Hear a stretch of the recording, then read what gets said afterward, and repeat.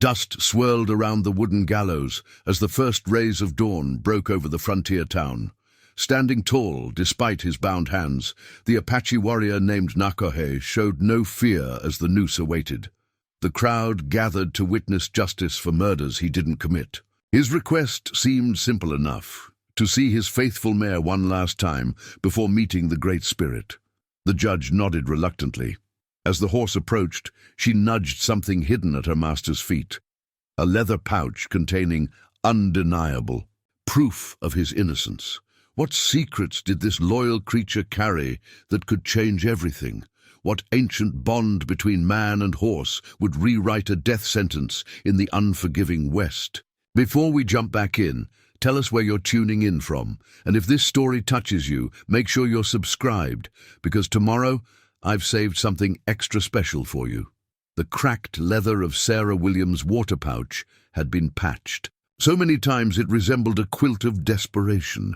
Before dawn painted the Arizona Territory sky, she was already awake, shoulders aching from yesterday's burden. 6 miles to Copper Creek and back, a journey she'd made every day since Robert died in the mine collapse 18 months ago.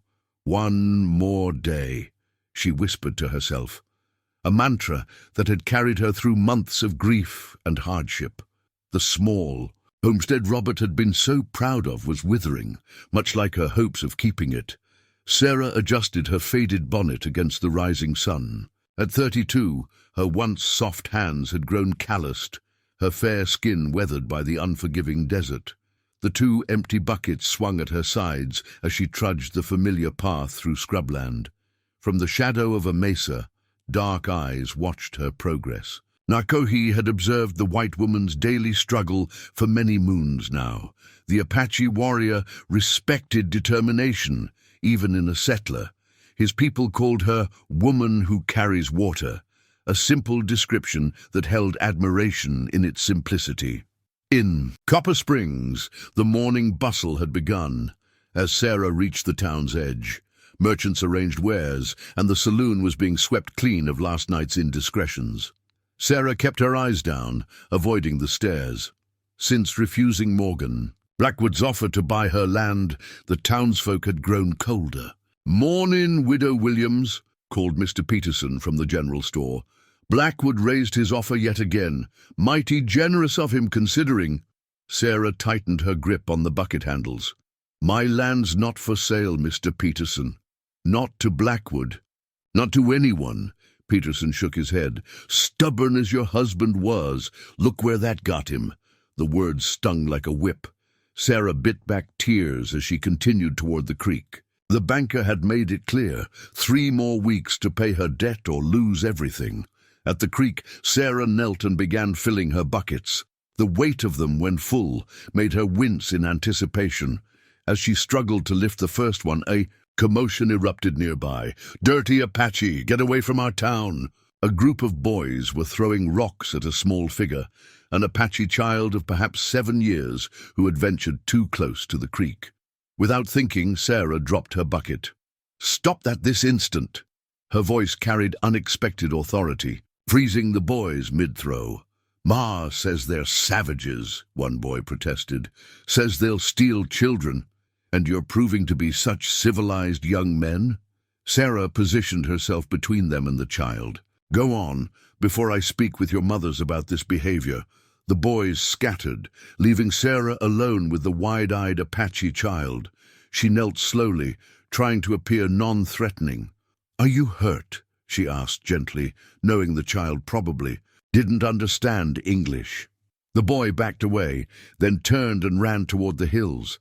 Sarah sighed, returning to her buckets. As she struggled to lift them, she felt a crawling sensation between her shoulders, the feeling of being watched. From his position, Nahkohe had witnessed everything. The woman's defense of the child, his sister's son, shifted something in his assessment. Perhaps not all white settlers were cut from Blackwood's cruel cloth. As Sarah began her long journey home, the water sloshing and spilling with each step, she didn't notice the silent figure that paralleled her path, keeping watch from a respectful distance. Nor could she know how their paths would soon intersect.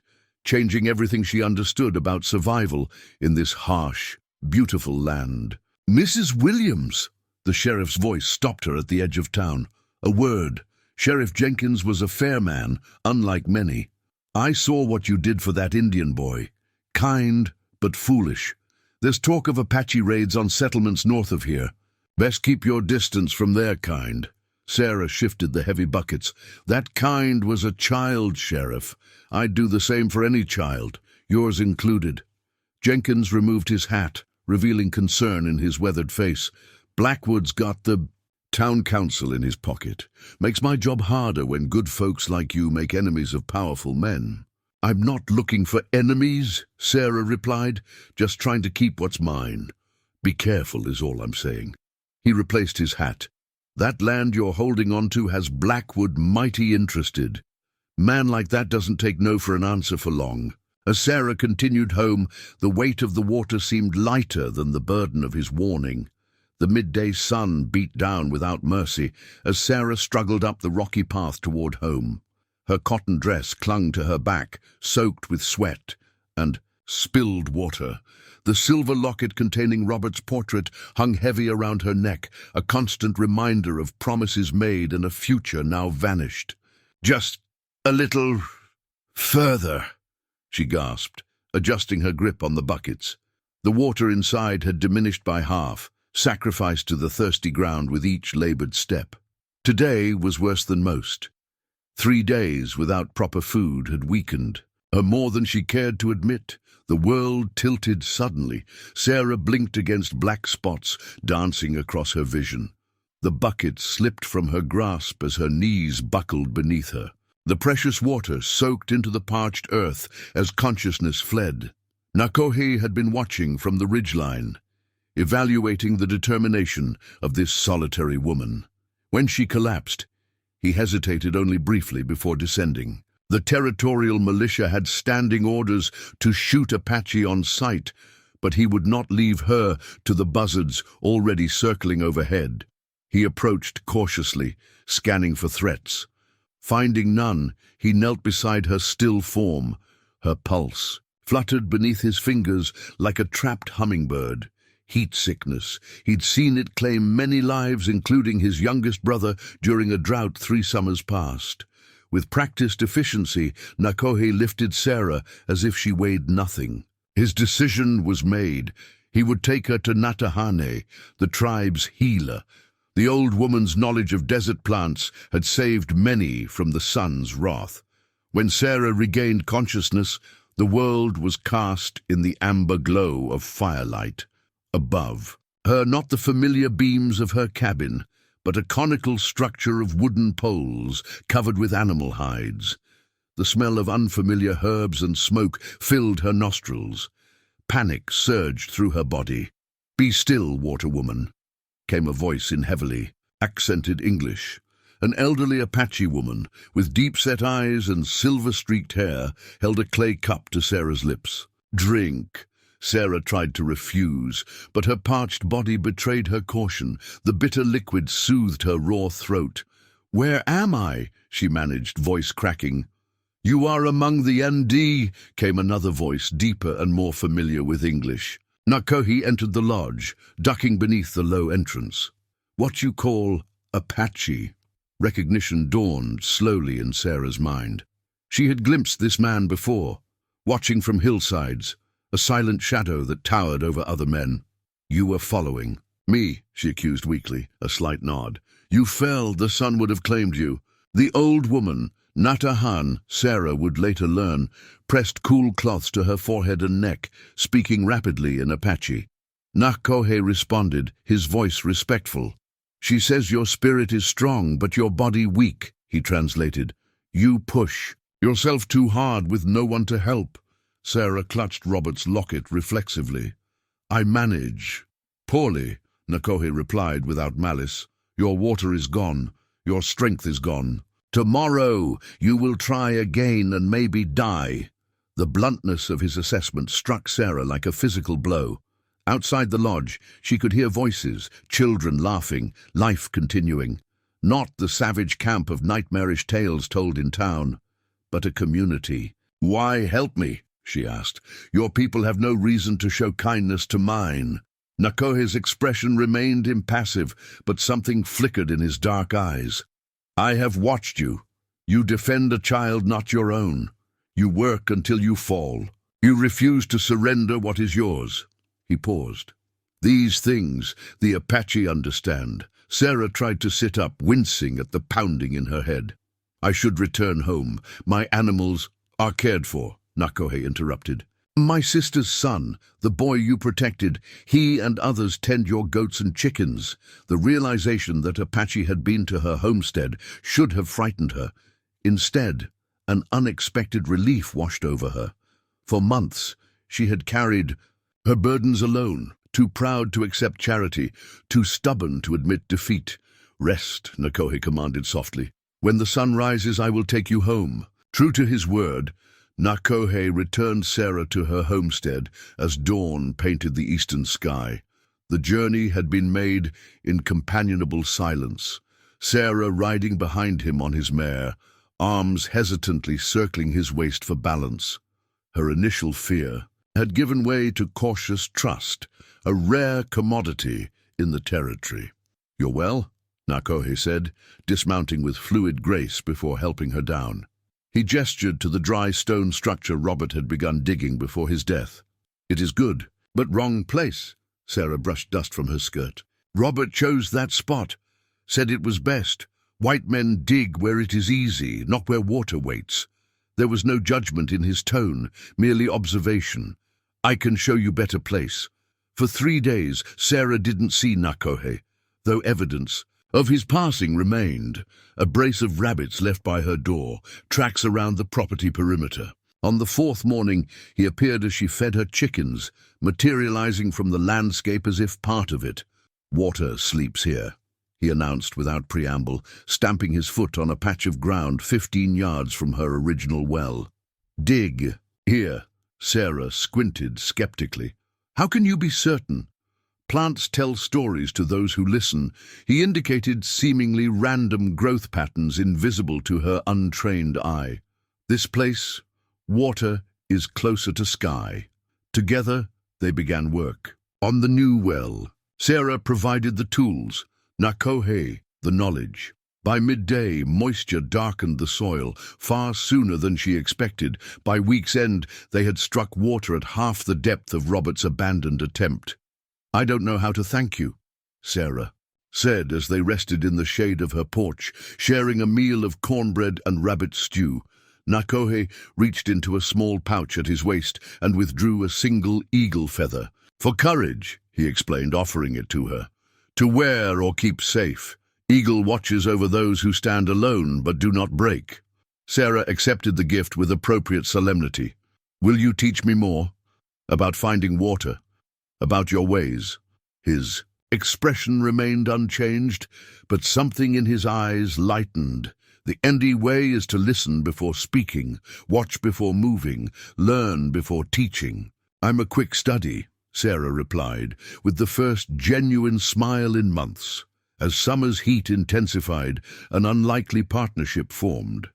Nahkohe taught Sarah to collect morning dew with specially arranged stones, to find edible plants where others saw only weeds, to conserve water through careful irrigation channels. In return, Sarah shared her knowledge of crop rotation, seed preservation, and animal husbandry, skills her Pennsylvania farming family had passed down for generations, the town noticed. Whispers followed Sarah when she visited Copper Springs for supplies. "Consorting with savages," Mrs. Blackwood hissed in the general store, loud enough for all to hear. Sheriff Jenkins pulled Sarah aside outside the trading post. "You're causing talk, Mrs. Williams. Blackwood's using it against you, saying you've gone native." "I'm surviving, Sheriff," Sarah replied, which seems to bother Mr. Blackwood more than it should. "He's petitioning the territorial governor about the Apache," Jenkins warned. "Claims they're threatening settlement. Your friendship with them isn't helping their case, or yours."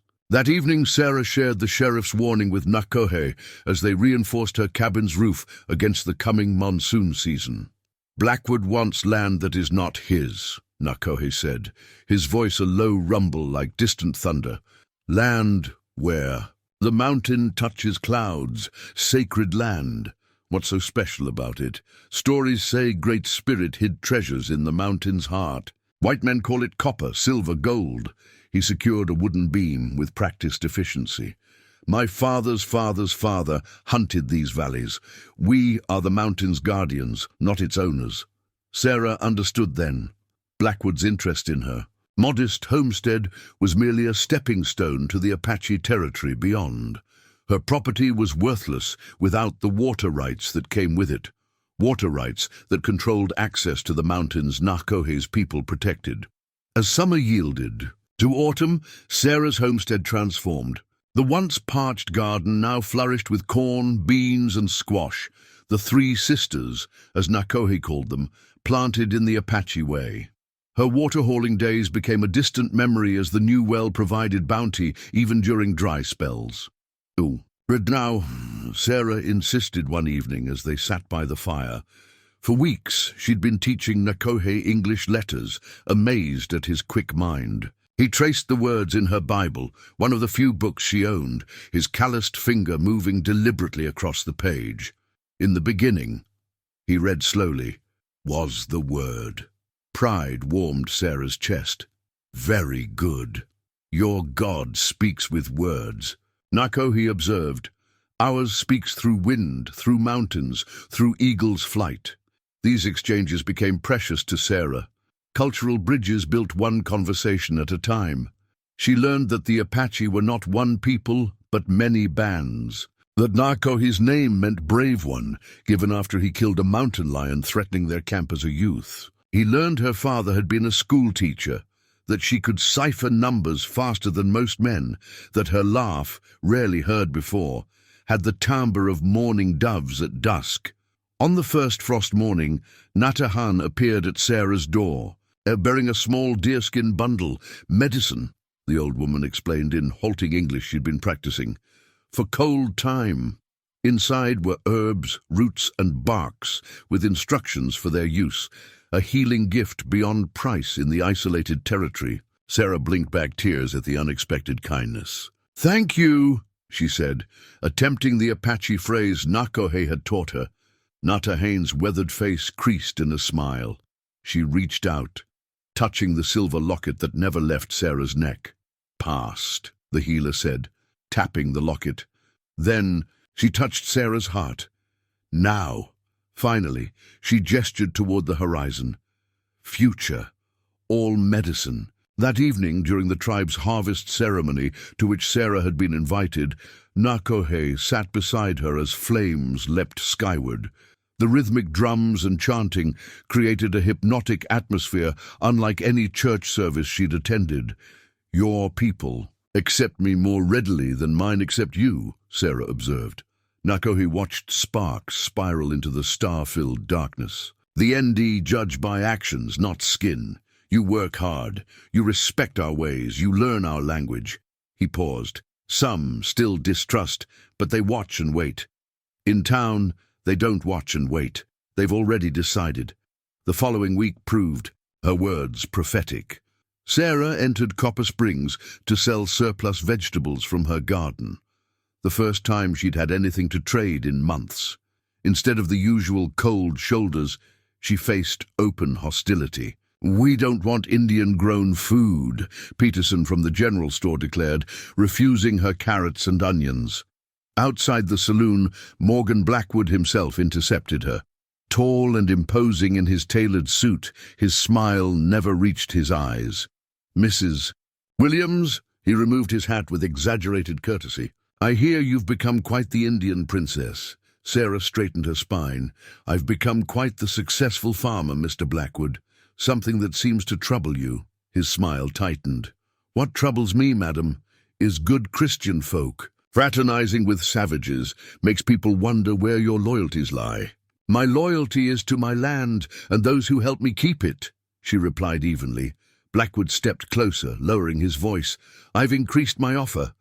$500, more than fair for a patch of dirt and a woman with a questionable reputation. The answer remains no. his facade cracked. "Don't be a fool. The territorial governor arrives next month. Changes are coming for your Apache friends. Best secure your future while you can." That night, Sarah recounted the confrontation to Nahkohe as they reinforced her corral fence. "Blackwood speaks with forked tongue about governor," he said. "We have scouts watching wagon roads. No official comes." "Then why claim otherwise?" Nahkohe's expression darkened. "To create fear, to make you sell, to make towns support his war against Apache." He hesitated before adding, "Tribe council meets tomorrow. You should come. Your voice needed." The tribal council met in a large lodge, adorned with symbols Sarah couldn't decipher. As the only white person present, she felt conspicuously out of place, until Nahkohe motioned her to sit beside him in the circle of elders. Nahkohe nodded, approvingly, but other faces remained impassive, withholding judgment. The council chief, a silver-haired man named Taklishim, spoke at length in Apache. Nahkohe translated in hushed tones. 3 moons ago, miners came to Sacred Mountain. They searched for copper veins. We warned them away twice. 3rd time, shots fired. 1 young warrior wounded. More speakers followed, each recounting increasing encroachments on Apache lands. Sarah listened, understanding dawning. While she'd been building her friendship with Nahkohe, tensions had been escalating throughout the territory. "Blackwood leads these miners?" Sarah asked when given opportunity to speak. Taklishim nodded solemnly. "White man with dead eyes. Offers trinkets for mountain access. When refused, he threatens. He's been trying to buy my land as well," Sarah explained. "Now I understand why. It's the water access to the mountains he truly wants." The council exchanged glances. Nahkohe's expression remained stoic, but his eyes betrayed concern. "There is more," he translated, as a young warrior spoke rapidly. "Supply wagon for Copper Springs was attacked yesterday. Driver killed. They will blame Apache." Sarah's blood ran cold. "Were your people responsible?" "No," Taklishim answered directly in English, "but truth matters little to men like Blackwood." As if summoned by prophecy, gunshots echoed in the distance the following dawn. Sarah, who had stayed the night in a lodge offered by Nahkohe, emerged to find the camp in controlled chaos. Women gathering children, warriors collecting weapons. "Militia comes." Nahkohe appeared at her side, rifle in hand. "You must return home quickly."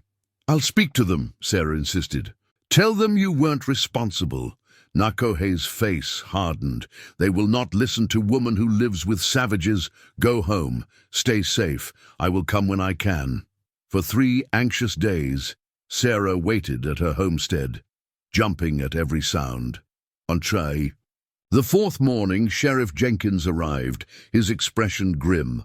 "Blackwood's foreman was found murdered last night," he announced without preamble.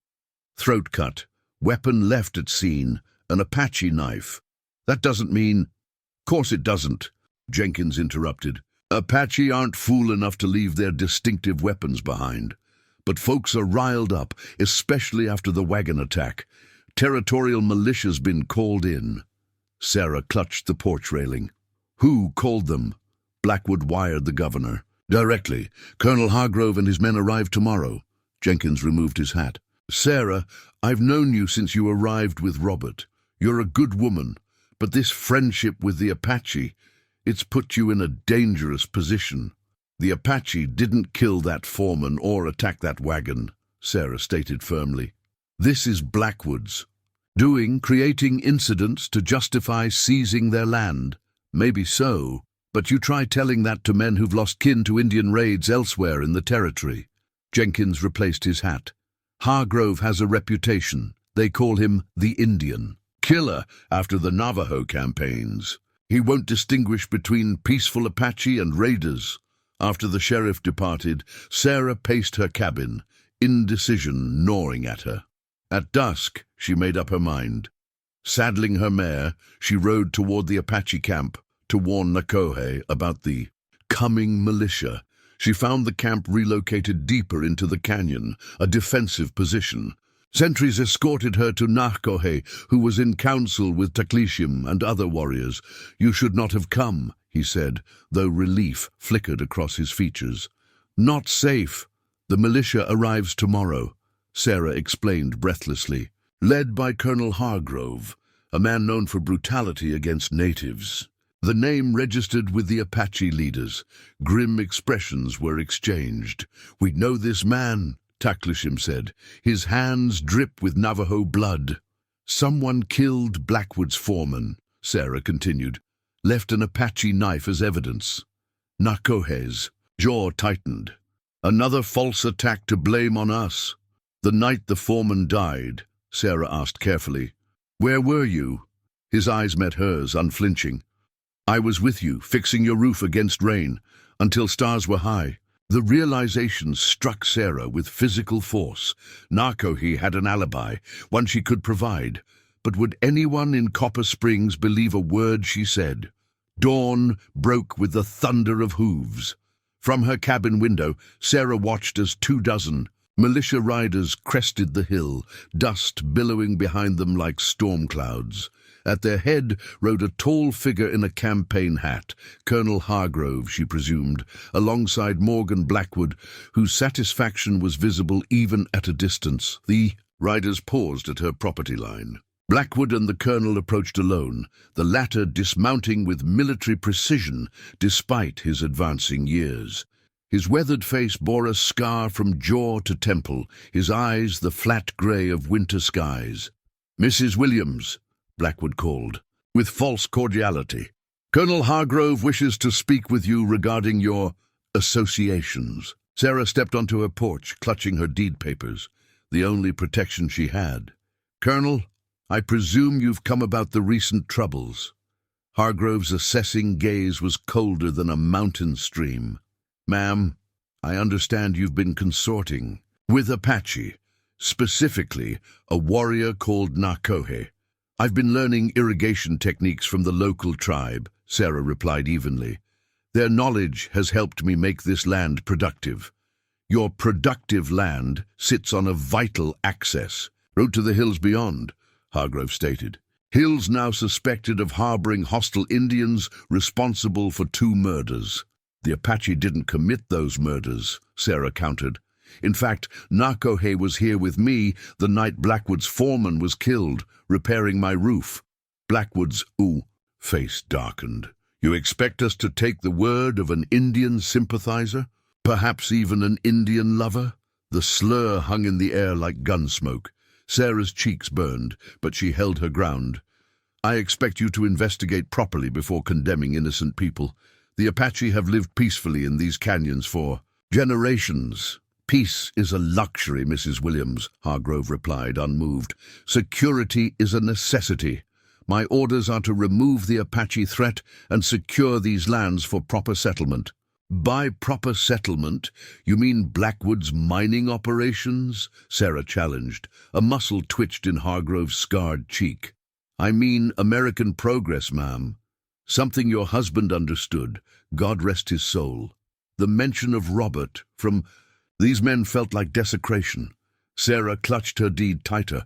"My husband believed in honest work and fair dealings, not theft disguised as progress." Hargrove remounted his horse. "We're moving against the Apache camp tomorrow at first light. As a courtesy to a widow, I'm advising you to reconsider your allegiances. These lands will be secured with or without your cooperation." As they rode away, Sarah waited only moments before saddling her mare. She had to warn Nahkohe, regardless of the risk, but she arrived too late.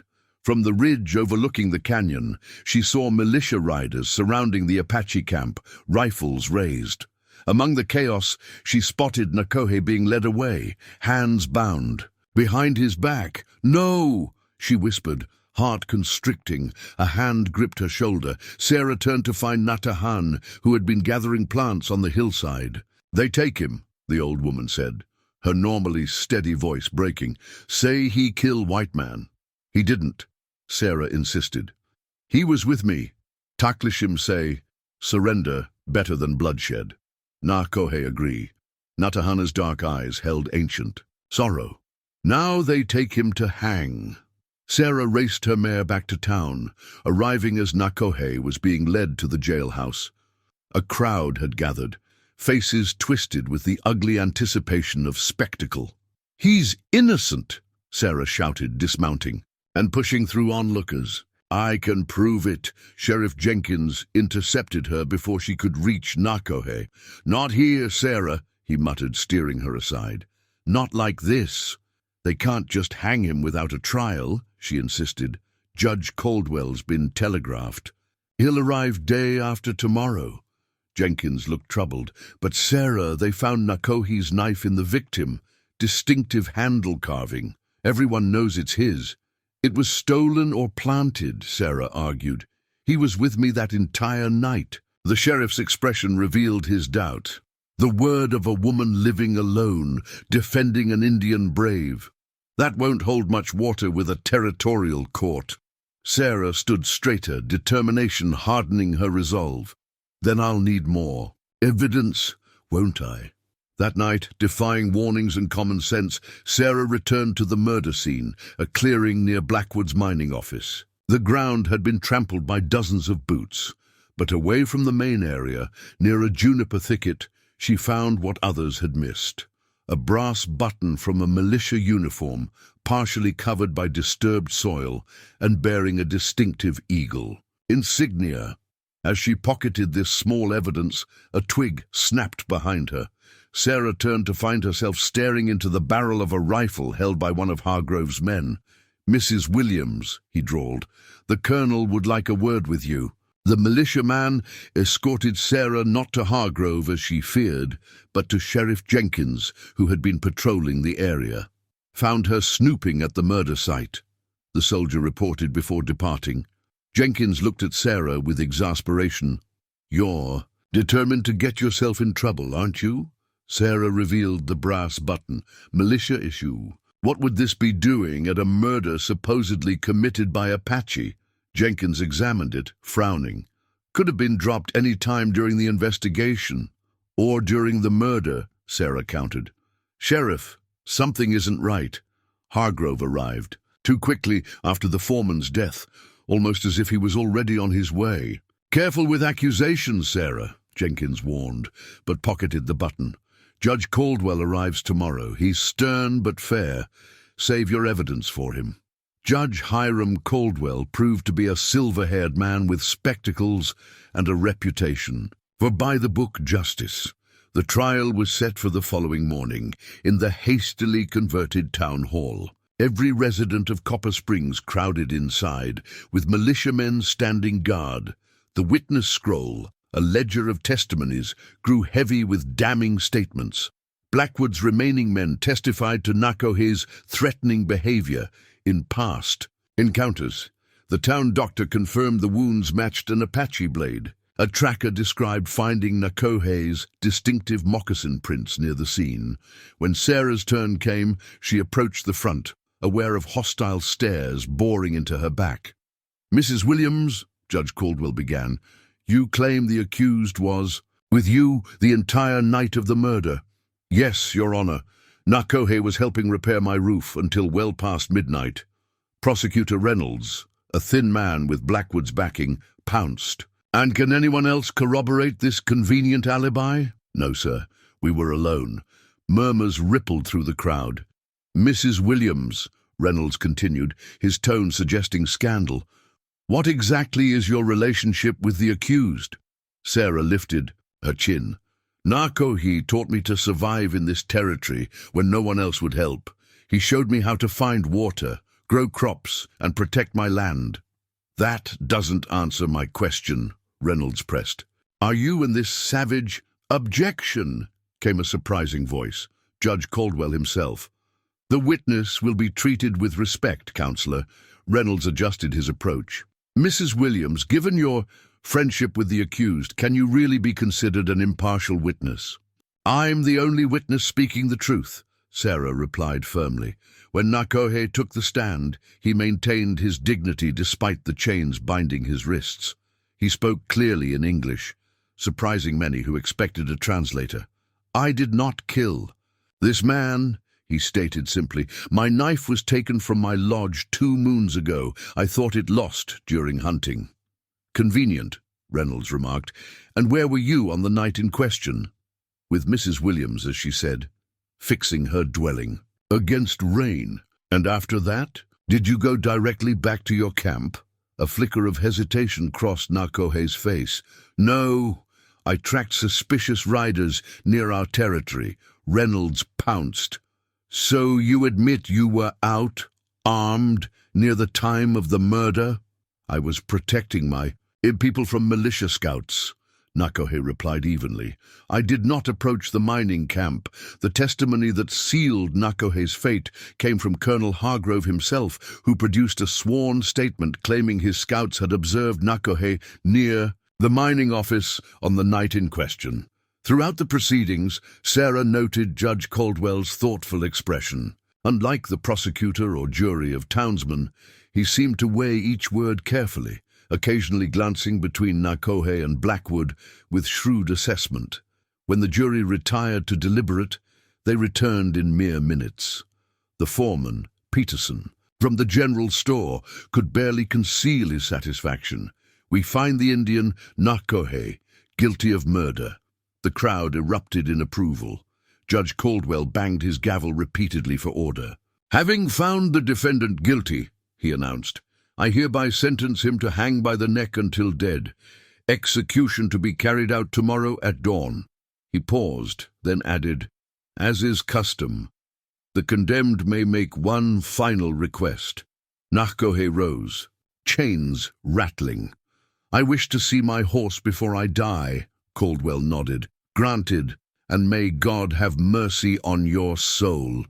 As Nahkohe was led away, his eyes met Sarah's across the room.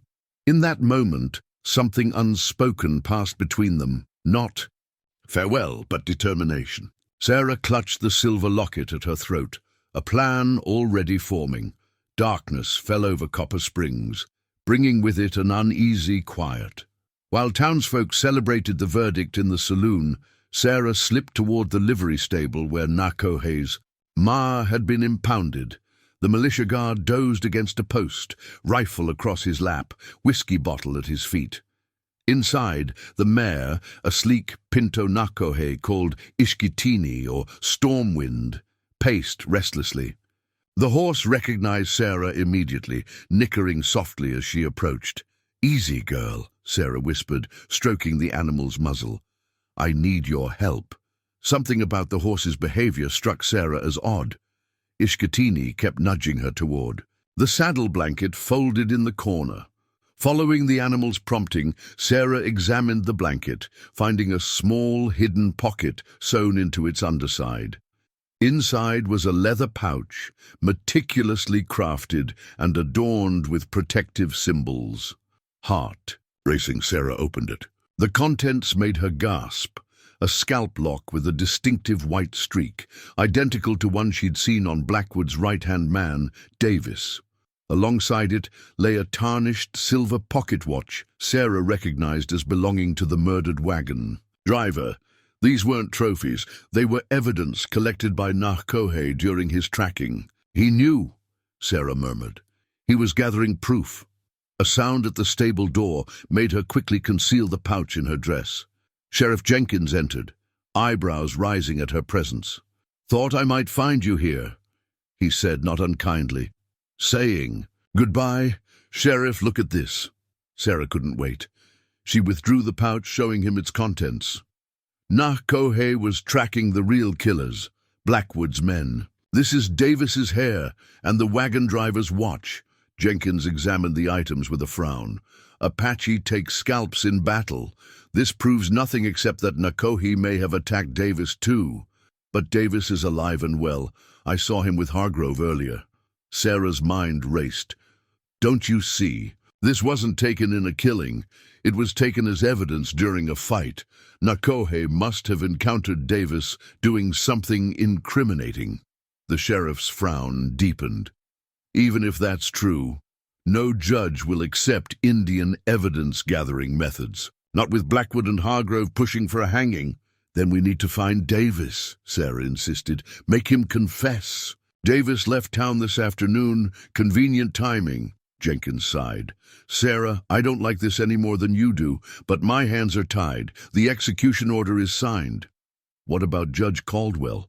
He seemed fair-minded. He's staying at Blackwood's house tonight as an honored guest. Jenkins placed a sympathetic hand on her shoulder. I'm sorry, sometimes the territory deals harsh justice. After the sheriff left, Sarah remained with Ishkitini, desperate inspiration forming. The mare seemed to understand, standing patiently, as Sarah attached the pouch securely to the animal's bridle, hidden but accessible. Tomorrow, she whispered to the horse, you'll help me save him. Sarah spent the night sleepless, praying for guidance. At first light, she donned her best dress, the one she'd worn to church with Robert, and made her way to Gallows Hill, where a crowd already gathered. The structure stood stark against the dawn sky, noose swaying gently in the morning breeze. Nahkohe emerged from the jailhouse flanked by guards, head unbowed. Though his wrists remained bound, he walked with the dignity of a man at peace with his fate. His eyes scanned the crowd until they found Sarah, standing as close to the gallows as permitted. Judge Caldwell read the formal condemnation, his voice carrying across the hushed gathering.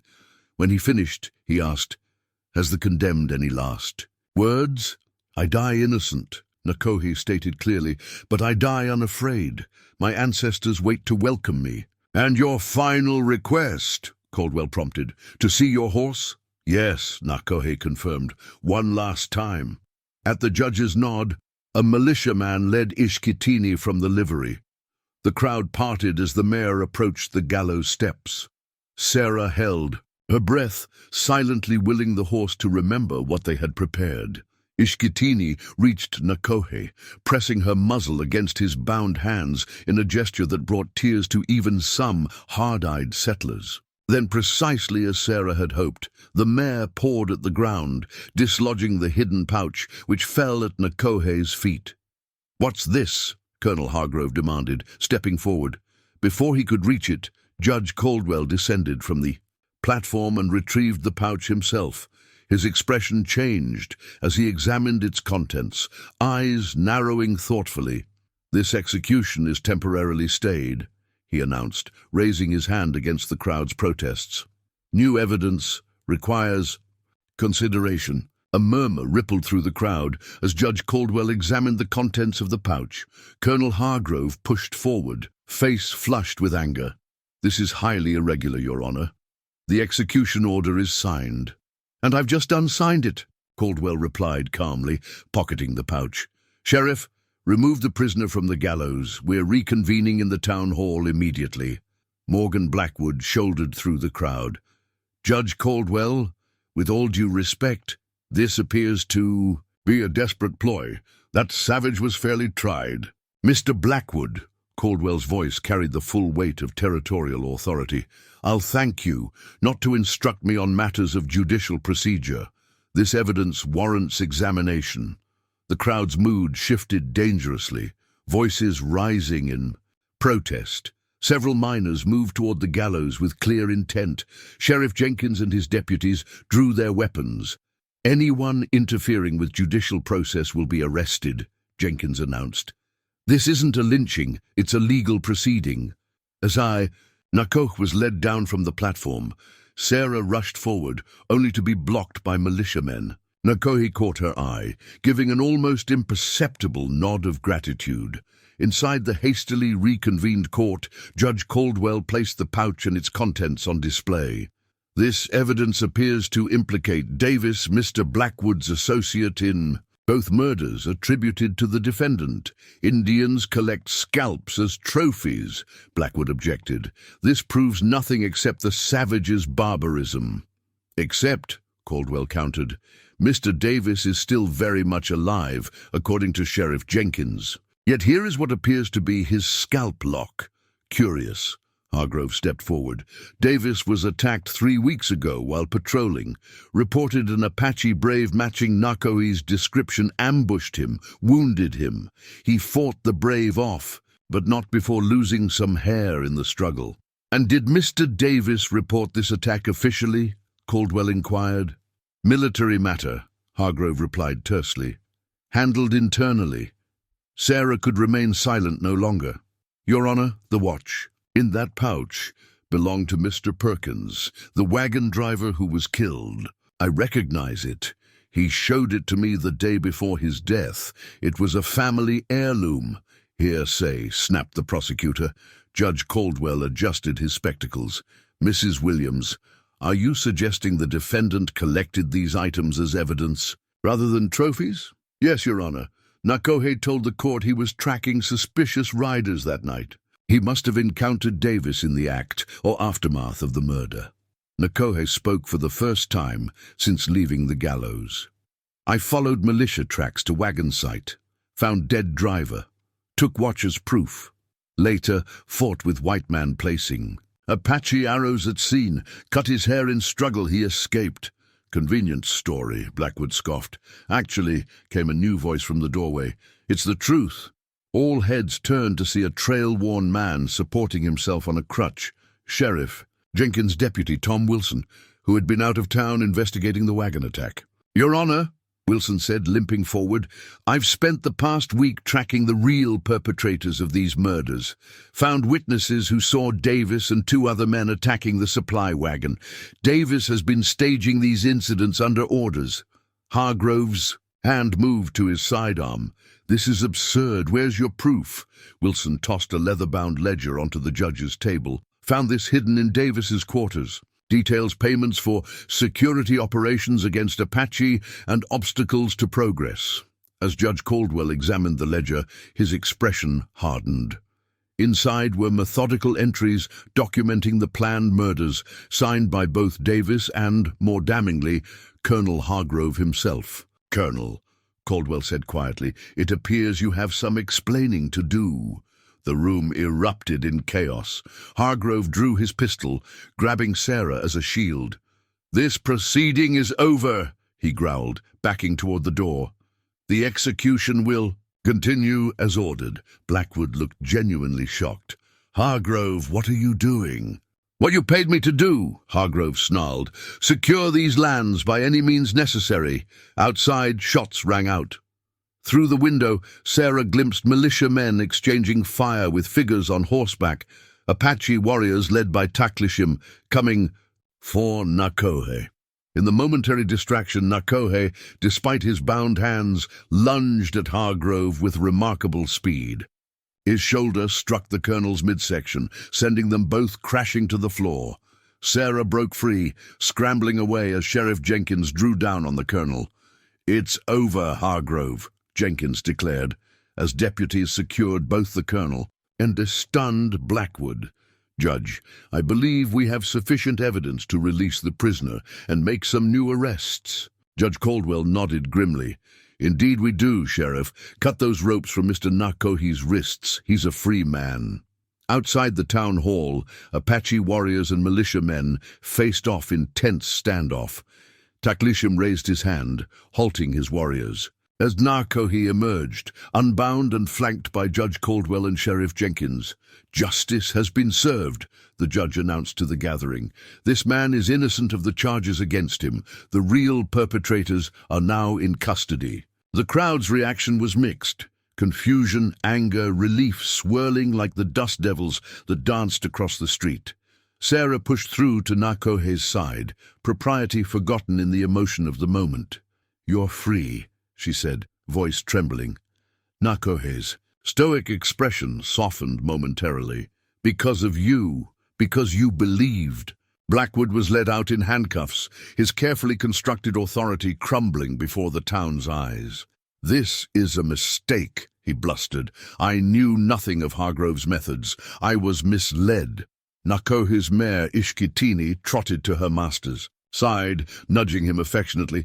As he stroked her neck, Judge Caldwell approached. A remarkable animal, the judge observed, almost as if she understood what was needed. Apache horses are family, not possessions, Nahkohe explained. They know our hearts. Caldwell nodded thoughtfully. Mr. Nahkohe, I owe you a profound apology. On behalf of territorial justice, it seems we came perilously close to hanging an innocent man. while the guilty walked free. The judge turned to address the townspeople who had gathered. Let this be a lesson in the dangers of hasty judgment and prejudice. I will be conducting a full investigation into Mr. Blackwood's business dealings and Colonel Hargrove's military actions in this territory. As the crowd dispersed, Taklishim approached. The tribal leader and Nahkohe exchanged words in Apache before Taklishim addressed the judge. "We have lived in these mountains since before your grandfathers were born," he said in careful English. "We seek no war, only peace on our ancestral lands." "The territorial government will need to formalize agreements," Caldwell replied. "But I give you my word, your people's rights will be respected while I have authority here." Later that afternoon, an unexpected figure arrived in town. Davis himself, apparently returning from his convenient absence. He froze at the sight of Sheriff Jenkins waiting on the road. "Davis!" Jenkins called, hand on his holster. "Just the man we've been looking for." Davis turned to flee, but found himself facing Nahkohe and several Apache warriors who had materialized. Silently behind him, trapped, he surrendered without resistance. In the sheriff's office, Davis broke quickly under questioning, confirming what the ledger had suggested. Blackwood had orchestrated the entire scheme, the false attacks, the murders, the framing of the Apache, all to drive them from lands that contained rich copper deposits. Hargrove was already on Blackwood's payroll from previous dealings, Davis explained, desperate to save himself. "They've been planning this for months. Create enough incidents to justify a military removal of the Apache." "And the foreman?" Jenkins pressed. "Why kill your own man?" "Matthews discovered the plan, threatened to expose it," Davis admitted. "Blackwood ordered him silenced. Hargrove provided the Apache knife, said he'd taken it from a brave he'd killed years ago." Sarah and Nahkohe listened from the doorway. The full conspiracy finally laid bare. "What will happen now?" Sarah asked Judge Caldwell as they left the office. "Justice, Mrs. Williams," Caldwell replied. "Blackwood and Hargrove will stand trial for murder and conspiracy. The territorial governor will be informed of the attempted land theft and false military action. And the Apache? I've already drafted. In paperwork recognizing their rightful claim to the canyon lands. It's not perfect. Politics rarely is, but it's a start." As sunset painted the hills gold, Sarah and Nahkohe stood on her porch, watching shadows lengthen across land that had nearly cost them everything. "Your people are returning to the canyon?" she asked, fighting an unexpected sense of loss. "Yes," Nahkohe confirmed, "but paths that have crossed continue to run alongside each other." He hesitated, then added, "If that is what you wish." Sarah looked up at him. The man who had taught her to survive, who had faced death with dignity, whose quiet strength had awakened something she thought had died with Robert. "What I wish," she said carefully, "is to never again haul water for miles when there's a perfectly good well right here." Her hand found his, fingers intertwining. "And I wish for you to teach me more about the Apache way, if you're willing." Nahkohe's rare smile transformed his face. "The learning goes both ways, Sarah Williams. My people have much to learn from your courage." Dawn hadn't yet broken when urgent pounding at Sarah's door startled her awake. Sheriff Jenkins stood on her porch, expression grim. "Blackwood's escaped," he announced without preamble.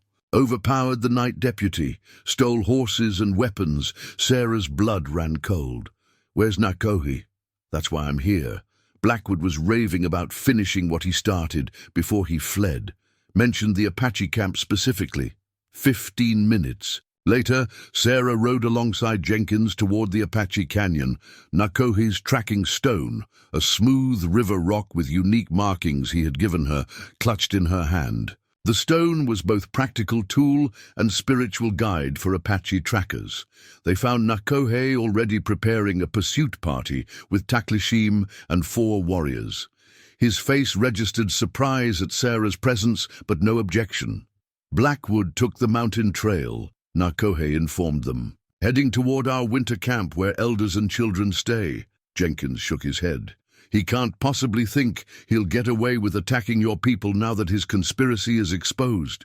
"A cornered wolf," is most dangerous, Taklishim observed. He seeks revenge, not victory. I'm coming with you, Sarah declared, dismounting. Too dangerous, Jenkins protested. I know Blackwood, Sarah countered. I've dealt with him for years, and I know these lands almost as well as Nahkohe now. Nahkohe studied her with quiet assessment before nodding once. She comes. The pursuit party set out immediately, Nahkohe leading with uncanny ability to read the landscape. What looked like random stones or broken twigs to others were clear signs to him: a horse passing recently, a man's weight, hurried movements. He has gathered others, Nahkohe announced, examining disturbed earth at a creek crossing. 3, maybe 4 men. Miners from his camp, most likely. The tracking stone in Sarah's hand grew warm as she held it the way Nahkohe had taught her, an Apache belief that the stone connected the tracker to the quarry's intentions. He's not running away, she realized. He's circling back toward something. Jenkins frowned. The mine? The town? The dam, Nahkohe said suddenly. The water control for the entire valley. Understanding dawned on Sarah. If he destroys it, he could flood the lower canyon where your people are camped. The pursuit intensified, the party splitting into 2 groups. Nahkohe, Sarah, and one warrior named Chano took the direct route over treacherous terrain, while Jenkins, Taklishim, and the others followed the longer trail that Blackwood's men would likely use. As Sarah scrambled up a near-vertical path behind, Nahkohe, she marveled at how much she had changed. A year ago, she could barely haul water buckets. Now she tracked dangerous men through Apache lands, her body strong, her resolve unshakable. Nahkohe paused at a high overlook, scanning the valley below with a spyglass taken from Hargrove's supplies. There, he pointed, Blackwood and his men, at the dam structure. The earthen dam had been built by early settlers to control spring flooding. Now Blackwood's men were placing what appeared to be mining explosives at its base. We cannot reach them in time, Chano observed grimly. I can, Nahkohe replied, already moving toward a narrow deer trail that zigzagged down the cliff face. You, 2 circle around to warn any people downstream. No, Sarah caught his arm. Together, we do this together. Something passed between them, respect, understanding, and something deeper that needed no words. Nahkohe nodded. Stay close, move as I move, silent as shadow.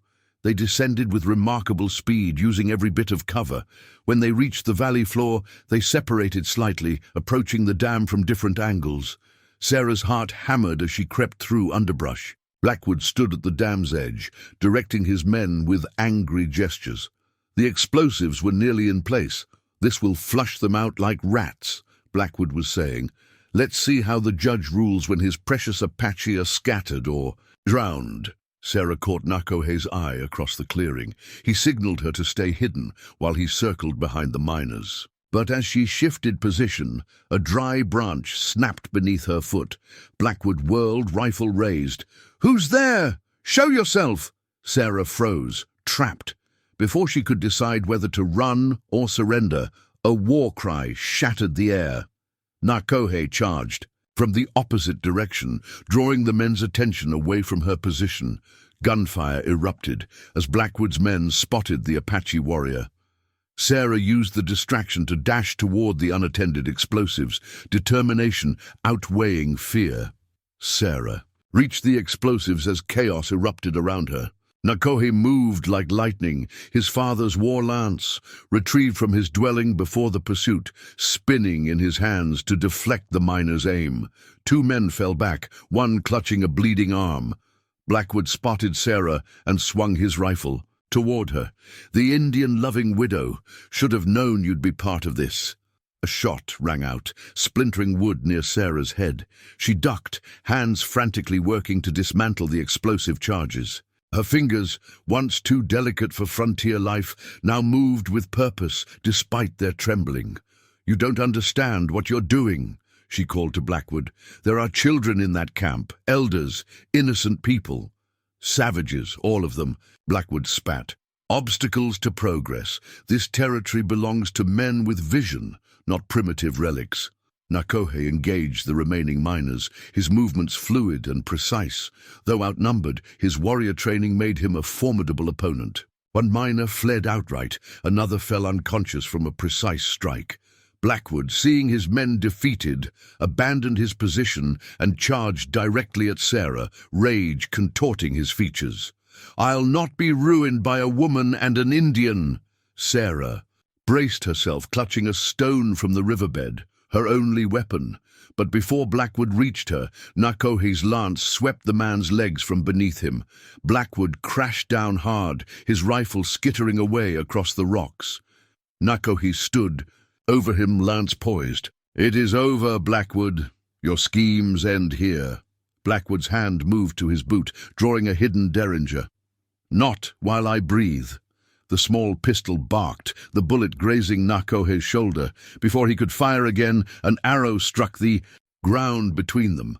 Taklishim and the others had arrived, bows drawn and aimed. Sheriff Jenkins emerged from the tree line, his deputies covering the area. "Drop it, Blackwood! It's finished!"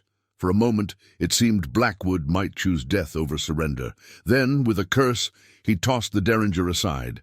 As Jenkins secured Blackwood, Sarah completed dismantling the explosive charges, her hands steadier now. Nahkohe approached, blood seeping from his shoulder wound. "You're hurt," she said, tearing a strip from her petticoat to bind the injury.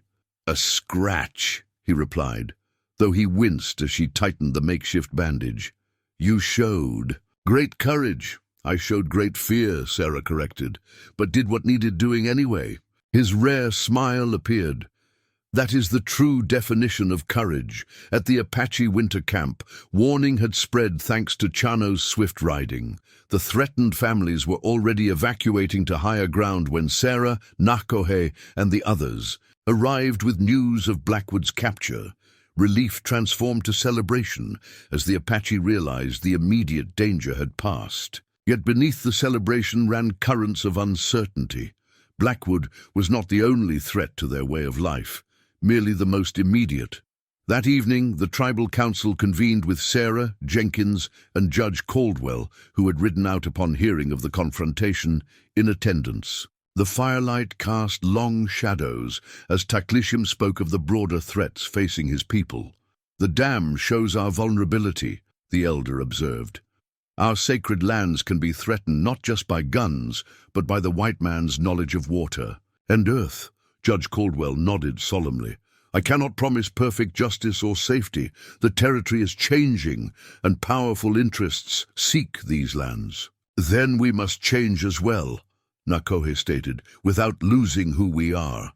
He turned to Sarah. "Mrs. Williams has learned our ways of water finding and planting. We have learned her methods of negotiation and record-keeping. Together, we are stronger than alone." Sarah felt the weight of many eyes upon her, Apache elders evaluating not just her words, but her spirit.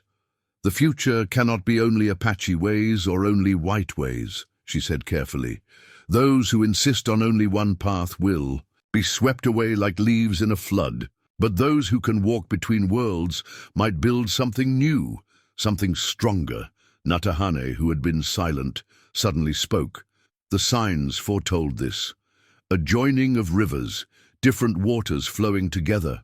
Her aged fingers traced symbols in the dirt. "Not the end of our people, but a new beginning." Nahkohe's hand found Sarah's in the firelight. Though no words passed between them, their intertwined fingers spoke volumes about bridges between worlds and hearts finding common ground. Despite the odds, 2 weeks after Blackwood's capture, a military wagon transported him, Hargrove, and Davis to the territorial capital for trial. Judge Caldwell had gathered damning evidence against them, including testimony from miners coerced into participating. "In the scheme, they'll likely hang," Sheriff Jenkins told Sarah as they watched the prison wagon depart. "Conspiracy, multiple murders, attempted mass killing, not even Blackwood's money can buy his way free from that." Sarah felt no satisfaction, only relief that the immediate threat had passed. "What about the mining claims?" "Voided by the territorial." "Governor," Jenkins confirmed. "Judge Caldwell made sure of that.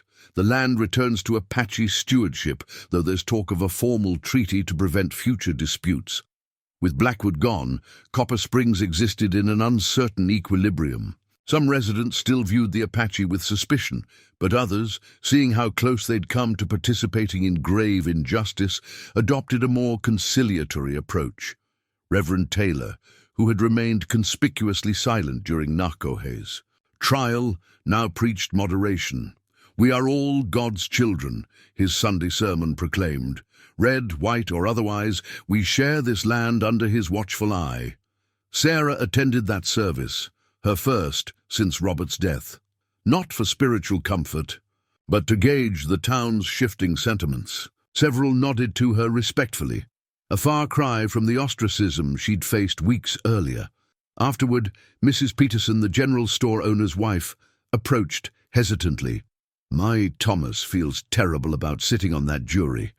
Says he got caught up in Blackwood's talk and didn't think for himself."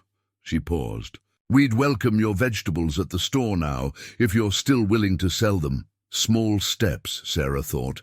Small steps toward understanding. At her homestead, transformation continued.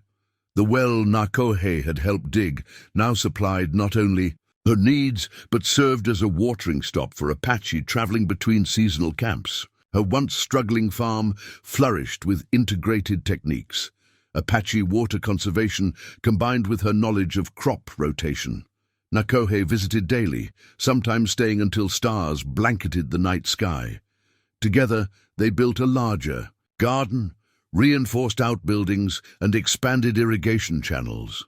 Their easy partnership drew curious glances from both communities, but neither paid much heed to gossip anymore.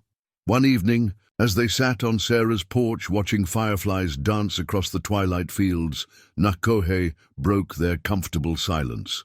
"The council has named me Peace Chief," he said, "to speak with white authorities about our people's future."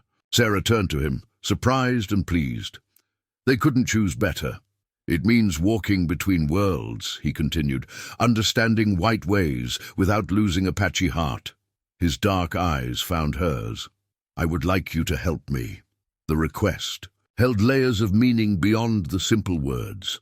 Sarah felt the weight of it, not just assistance with translation or cultural guidance, but partnership in a deeper sense. "I would be honored," she replied softly. The following day, Nahkohe arrived with Taklishim, Natahane, and several tribal elders.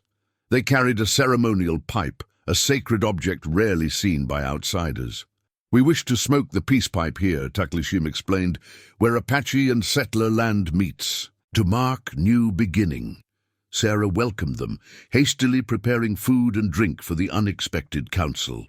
As the men arranged themselves in her yard, Natahane drew Sarah aside. "This ceremony," the old healer explained, "is not just for peace between peoples.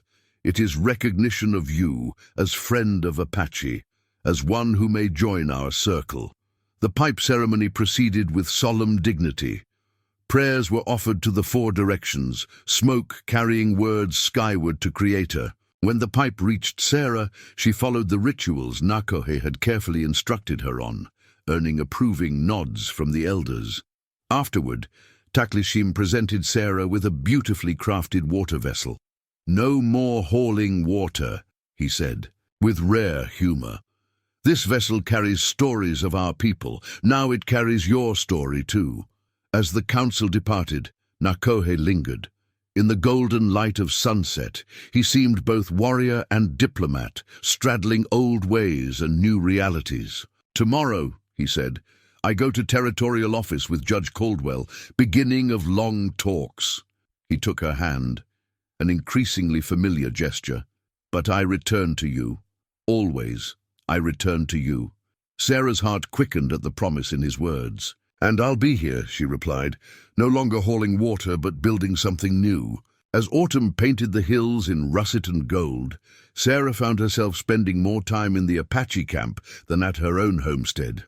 With Nahkohe frequently traveling to meet territorial officials, she had taken on the role of informal liaison between the tribe and townsfolk, "You've changed," Sheriff Jenkins observed one afternoon as they rode the boundary between settlement lands and Apache territory, marking agreed-upon borders with cairns.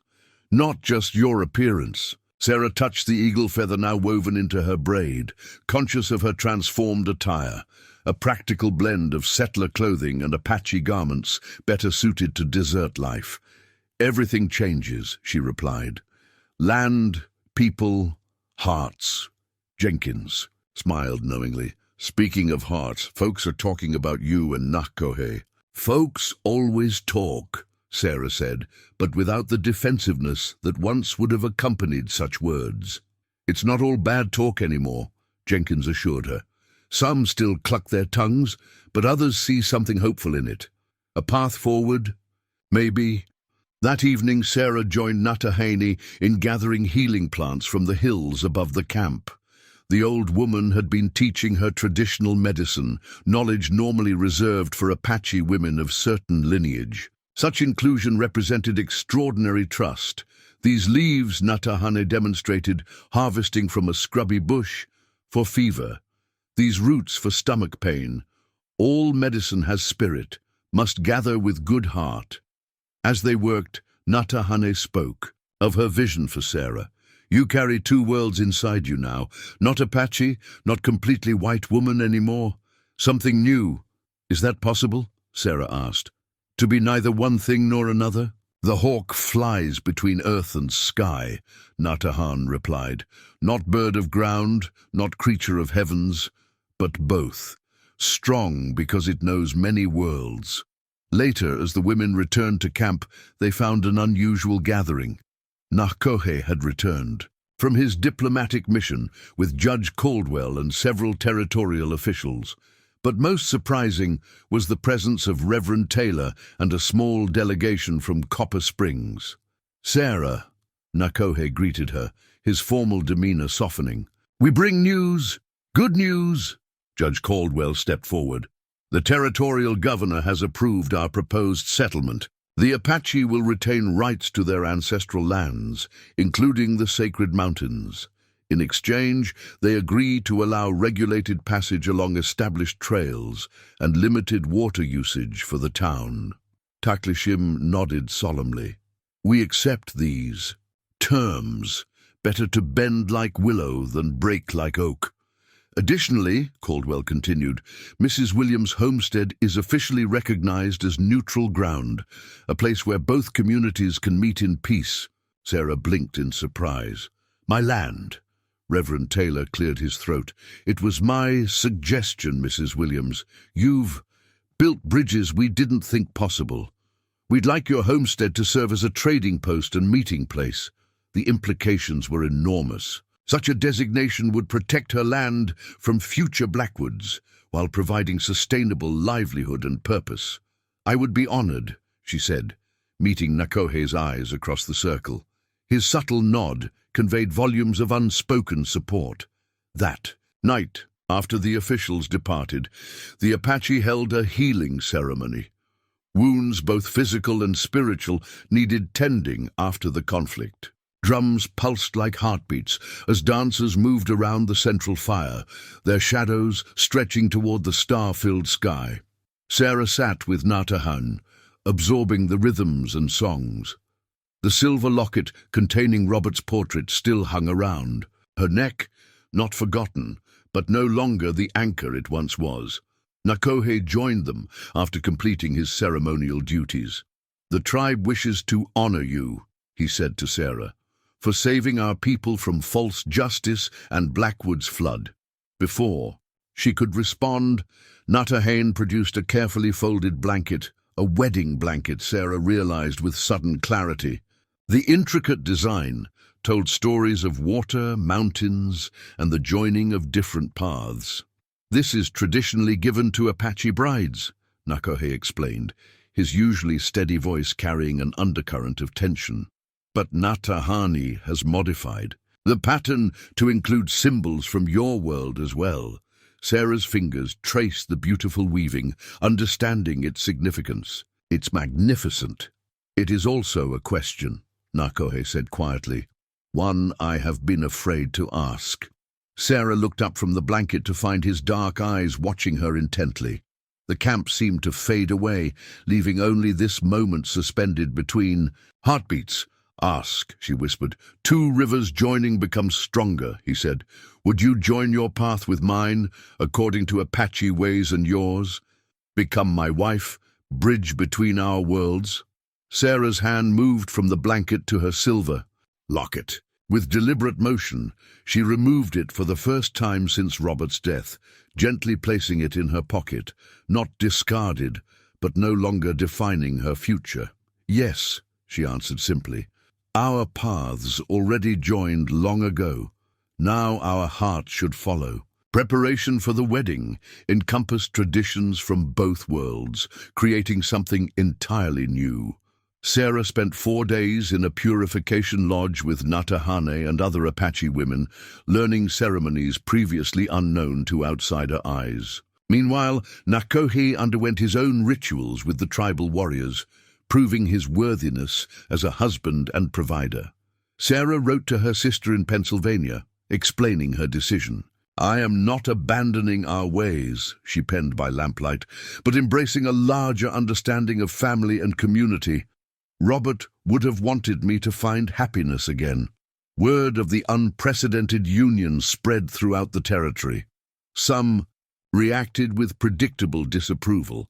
The Copper Springs newspaper published a scathing editorial about degradation of racial boundaries, but others recognized the symbolic importance of such a joining. Judge Caldwell himself would attend, lending legitimacy to the ceremony. "This union represents the very future of the territory," he told a gathering of concerned officials. "Cooperation rather than conflict. We would be fools to oppose it." On the morning of the ceremony, Sarah found a package outside her cabin door, a handmade dress from the women of Copper Springs, led by Mrs. Peterson. The note attached read simply, "Every bride deserves something new." The dress combined settler styling with subtle Apache beadwork, another bridge between worlds. Sarah donned it with Mrs. Peterson's help, her throat tight with emotion. "I never thought I'd see the day," the older woman admitted as she arranged Sarah's hair. "My Thomas always said Indians and whites couldn't mix.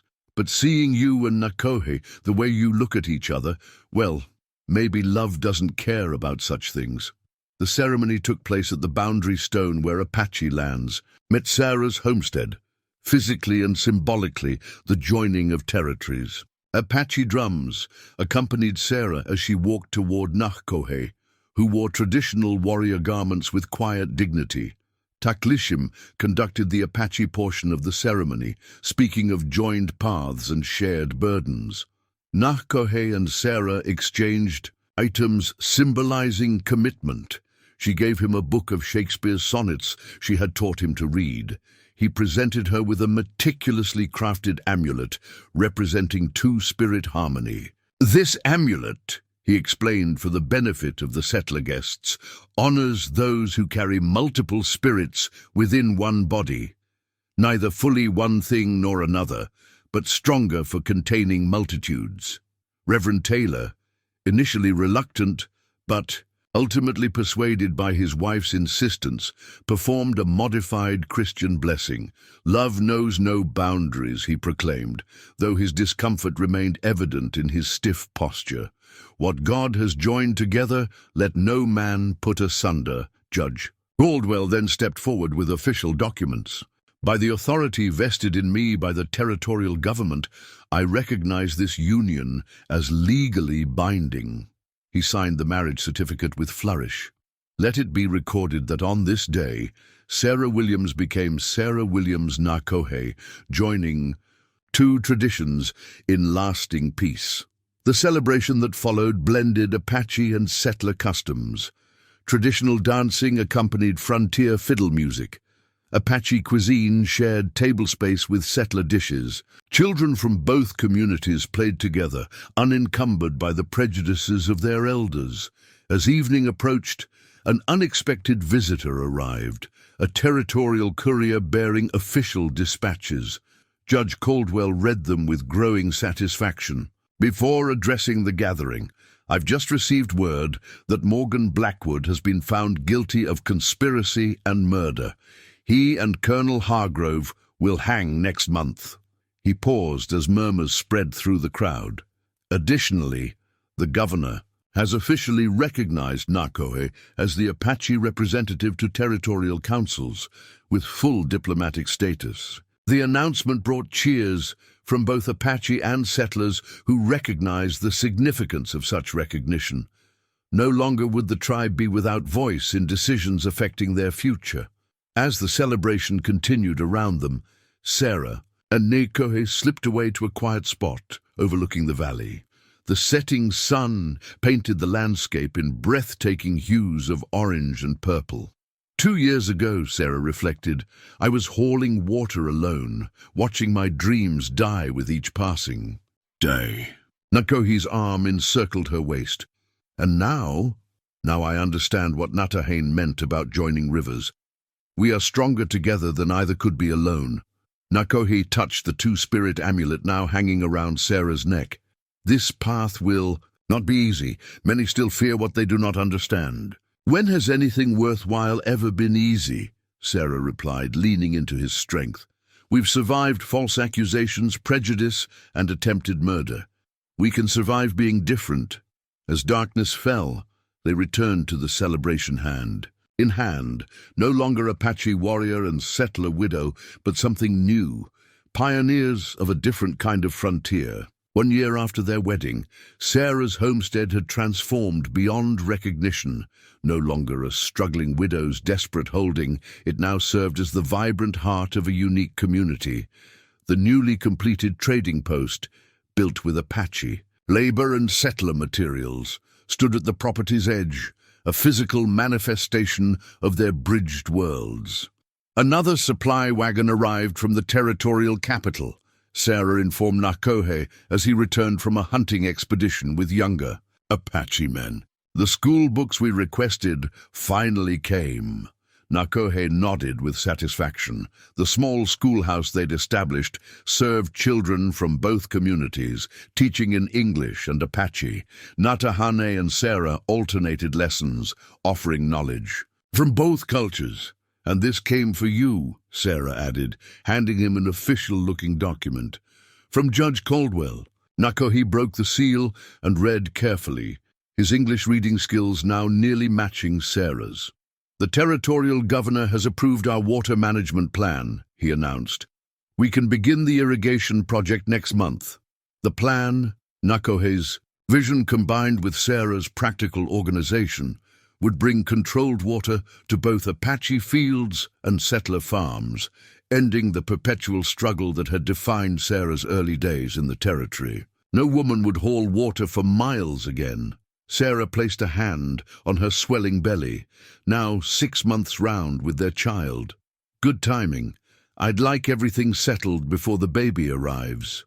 Nahkohe's usually stoic expression softened as he covered her hand with his own. Our child will know both waters, Apache strength and settler knowledge. The pregnancy had caused a stir in both communities. Some settler women now avoided Sarah, whispering about half-breed babies. Conversely, certain traditional Apache elders worried about diluting their bloodlines. But most had come to accept, if not fully embrace, the union and its fruit. Sheriff Jenkins rode up later that afternoon as Sarah and Nahkohe inspected the trading post's nearly finished storeroom. Territorial news, he announced, dismounting. Railroads coming through, not directly here, but close enough, 15 miles east. The implications were enormous. The railroad would bring more settlers, more commerce, more change.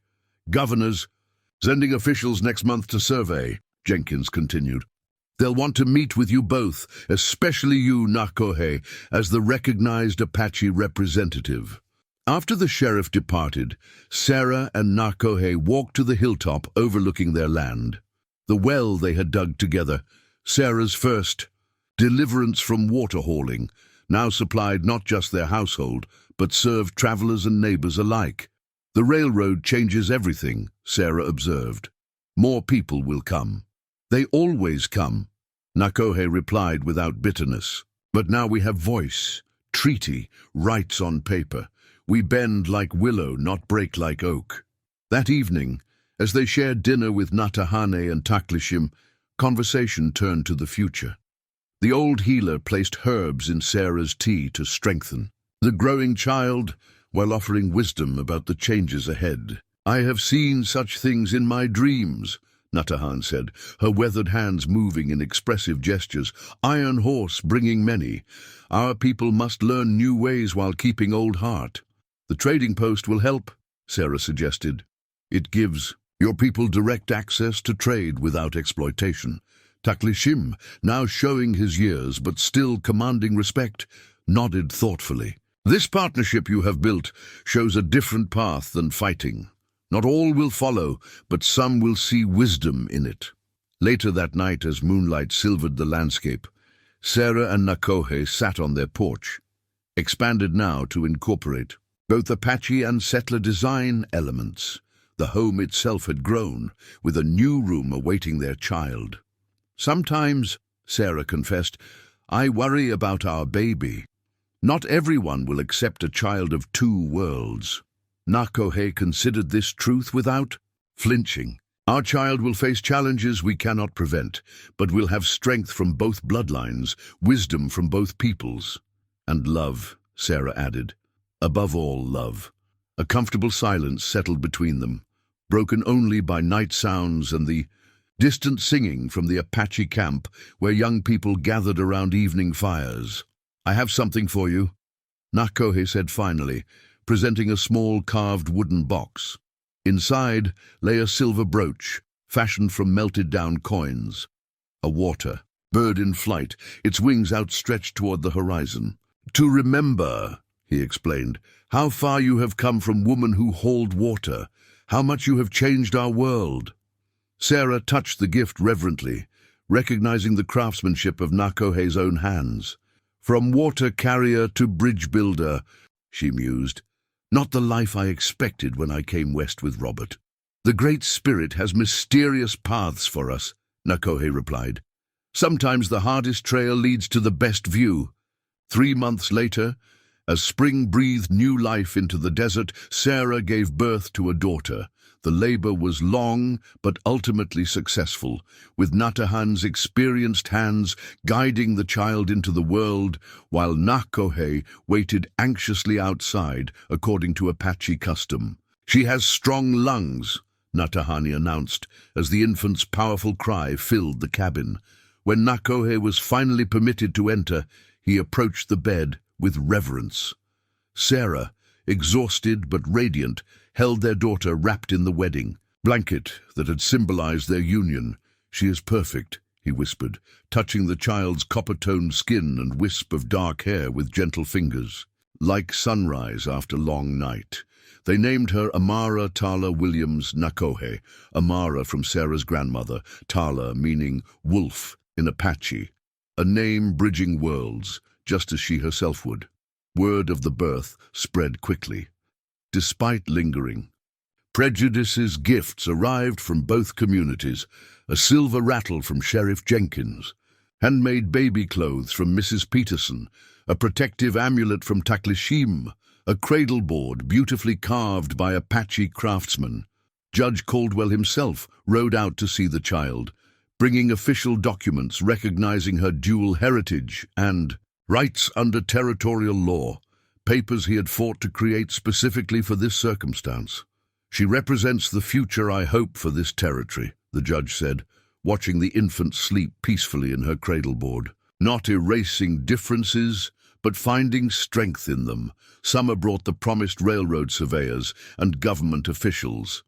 Meetings were held at Sarah and Nahkohe's trading post, with Nahkohe representing Apache interests with dignified authority. The officials, initially skeptical of an Apache spokesman married to a white woman, soon recognized his intelligence and diplomatic skill. "We've secured guarantees," Nahkohe informed the tribal council afterward. "The railroad will not cross sacred lands. Apache workers will be hired at fair wages if they choose to work. Our water rights remain protected. Not perfect, but better terms than most tribes received." a testament to Nahkohe's effectiveness and the respect he had earned. As autumn painted the hills in familiar gold, Sarah stood at the well she and Nahkohe had dug together years earlier. A mare slept against her chest in the cradleboard, which Sarah had grown adept at using, despite initial awkwardness. The trading post bustled with activity. Apache bringing crafts and herbs to trade, settlers purchasing supplies, and occasionally lingering to learn Apache techniques for desert survival. Sarah thought about the woman she had been, desperately hauling water, grieving, alone. The journey from that desperate widow to who she was now seemed both impossible and inevitable. Nahkohe joined her, returning from a meeting with railroad representatives. "They have agreed to our terms for the water station," he reported. "It will be built on neutral ground, serving both communities." Sarah smiled. "Remember when I could barely haul enough water for myself? Now we're negotiating water access for the entire valley." "You were strong even then," Nahkohe replied. "You just needed to find your true path." As twilight settled over the land, they gathered with friends from both communities for a harvest celebration. Sheriff Jenkins, now gray-haired but still sharp-eyed, played harmonica while young Apache men drummed. Children, settler and Apache alike, chased fireflies in the gathering darkness. Nahkohe, her ancient face a map of wisdom, held baby Amara, singing traditional lullabies. "This child," she pronounced to all who would listen, "carries medicine for our peoples. Not Apache medicine, not white medicine, but something new, something healing." Sarah watched as Nahkohe joined a traditional dance, his movements fluid and proud. No longer just a warrior, now a diplomat, husband, father, roles he filled with the same quiet dignity that had first drawn her to him. Later, as stars blanketed the night sky, Sarah and Nahkohe stood on their porch, Amara sleeping peacefully between them. The silver brooch, the water bird in flight, gleamed at Sarah's collar, catching moonlight. "We have come far," Nahkohe observed, "from the day they nearly hanged me." "From the day I collapsed hauling water," Sarah added with a smile. Their hands found each other in the darkness, fingers intertwining, just as their lives had intertwined, creating something neither could have imagined alone. The future held challenges, certainly, but also promise. Not just for them, but for the two communities now tentatively learning to coexist. And it had all begun with a struggling woman hauling water, and the Apache who made her his wife.